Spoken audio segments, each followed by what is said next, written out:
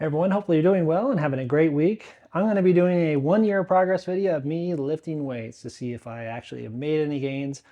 You know, being a natural athlete, it's always one of those things though that you look at pictures online of Instagram and other stuff and you're like, dang, I look small. But you also have to remember that I'm just a normal person lifting weights and I only take protein powder and creatine, so nothing else.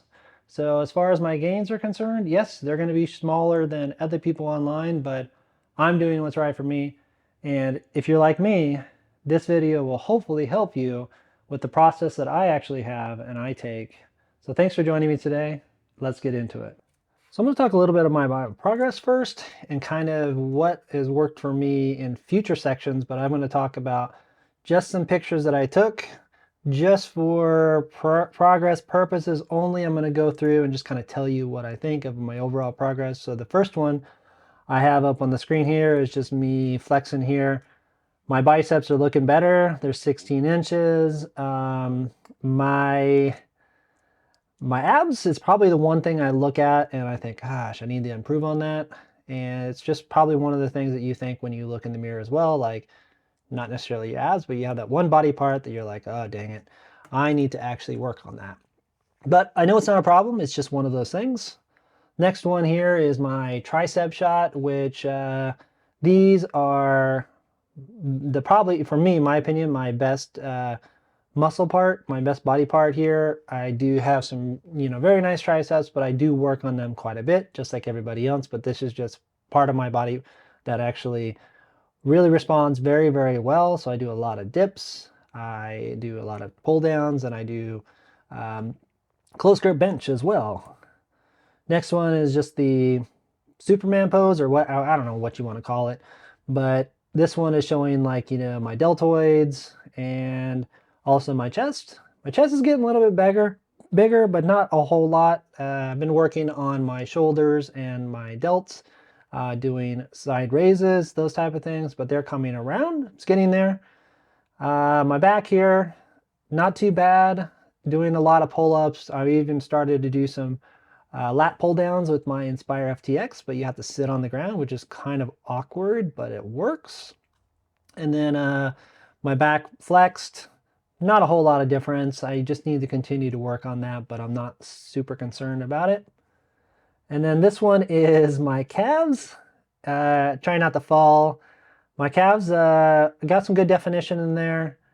I don't have as big as calves as my brother used to, but he's got some crazy big calves, I'll let you know. I don't have a picture of them to put up here, but, and then my quads here, squats are doing great. One-legged Russian split squats, oof, they're terrible. They're terrible, but I still do them. Lunges, I haven't done that much, but those are awesome as well. I'll just keep working on this. And then lastly, this is just a side picture with my biceps here. And, also you can see a little bit of my lats. So it is, it's going okay. So overall, I think I've had some good progress over the last year. And, going from my cycling weight of 170, 175, all the way up to 190, and probably say about 10 pounds of that is muscle or close to there. But overall, I'm pretty happy with my progress.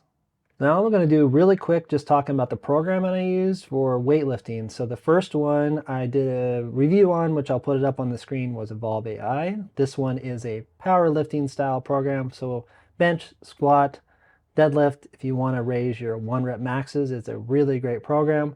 Also too, it's pretty reasonable for what you actually get as well. And the app is super easy to use and it's great for starting strength style programming.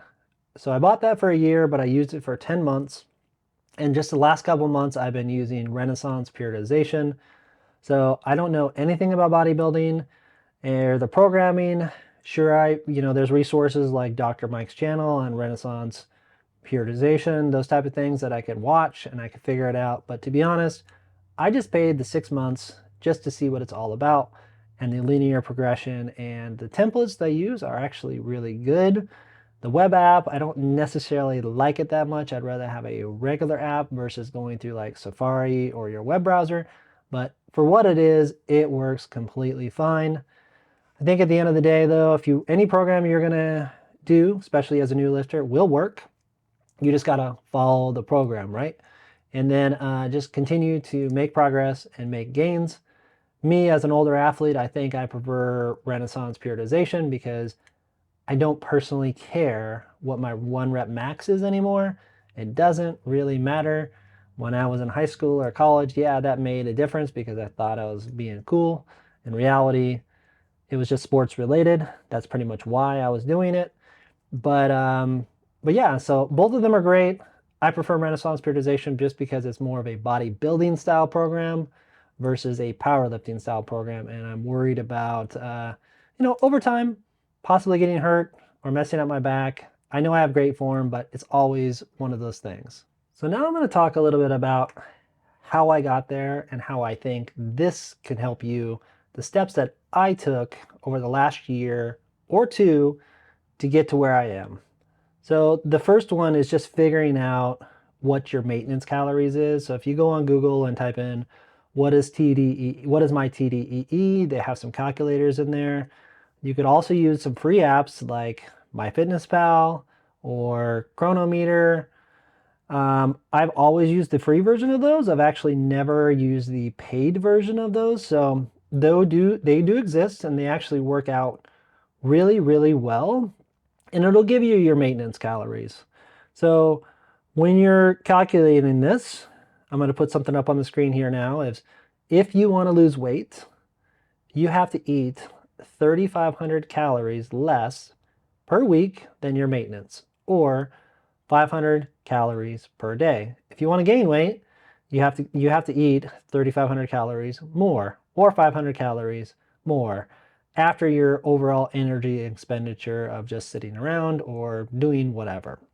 So this is one of the key things to fitness, is understanding that overall just how many calories you're actually consuming. So that leads up to my next point of tracking your consumption.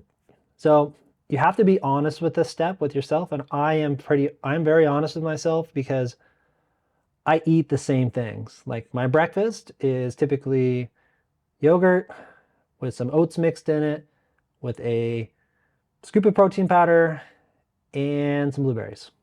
Or I have eggs, egg whites, and a piece of toast, or 2 pieces of toast. That's pretty much my breakfast every single day. My lunch is chili, or I have chicken and rice, one of those two combinations.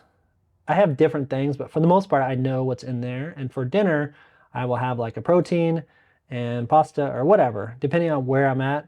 And then I don't typically eat anything else different. And if I do, if I'm going to go out to eat, I make sure that I compensate for that throughout the day because I know when I go out to dinner, it's going to be some more calories. However, using MyFitnessPal or using Cronometer, like I have up on the screen here, will help you track this. But it doesn't work if you're not honest with yourself. If you're not tracking every single thing that you eat or you drink, it's really not going to work for you and you're not going to get the results that you want. That's why for me, it's just easier to pretty much eat the same things that I like eating. If you like eating different things, great. Figure out how many calories there are.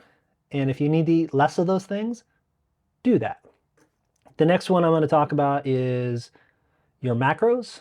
So I'm going to put the macros up here on the screen that are my macros.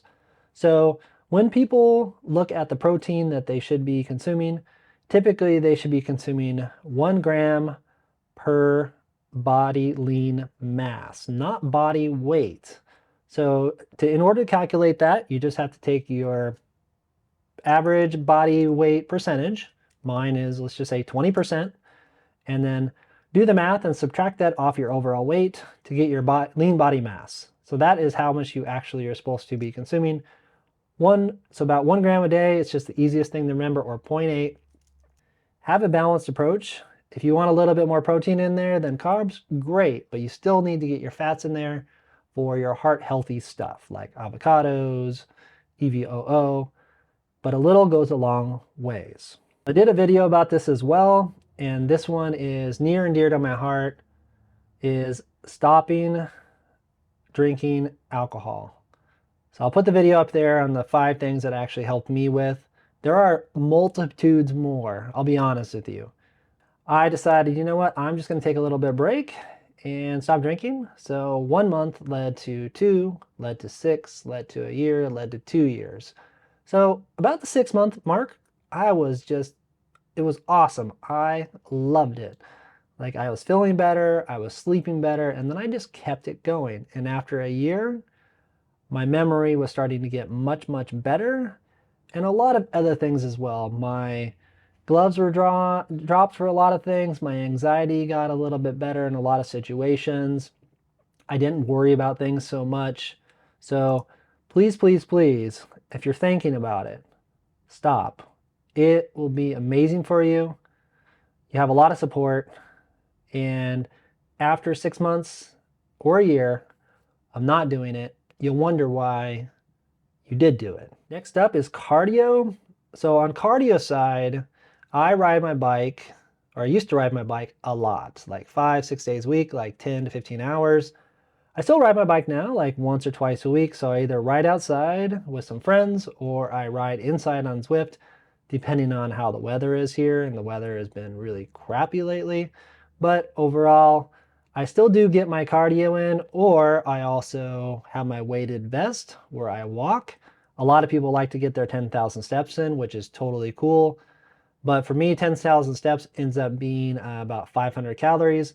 And that was my motivation for get the weighted vest, because I could actually walk less time and still get that 500 calories, because I don't really need to be walking for an hour and a half. I'd rather walk an hour and save some time so I could do some other things. Lifting weights has been amazing this past year. It has changed a lot of things. It's obviously really good for your bone health as an older individual. I'm definitely not old. I feel better now than I did 10 years ago or 15 years ago, but it's mostly because I'm taking care of myself a lot more than I ever have in the past. I'm being more conscientious of stuff. And I was lifting 4 days a week when I started there, and then I was like, oh, I need some more. I'm going to lift 6 days a week.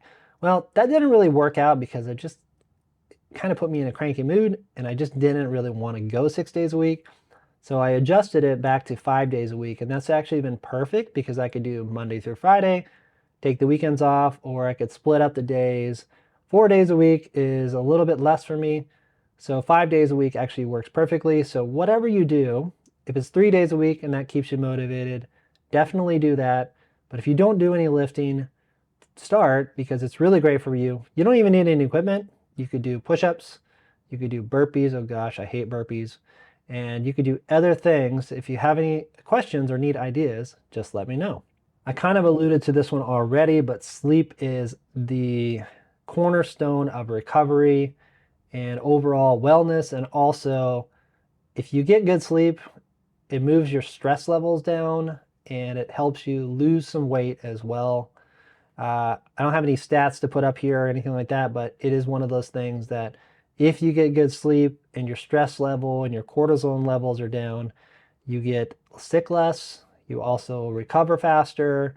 So there's a couple different tips that I have. I've read a book, it's called Why We Sleep, but no electronics in the room, no lights, blackout blinds, cold room, quiet room, and then also too, like no caffeine after 12 o'clock. I know it's probably hard for some people.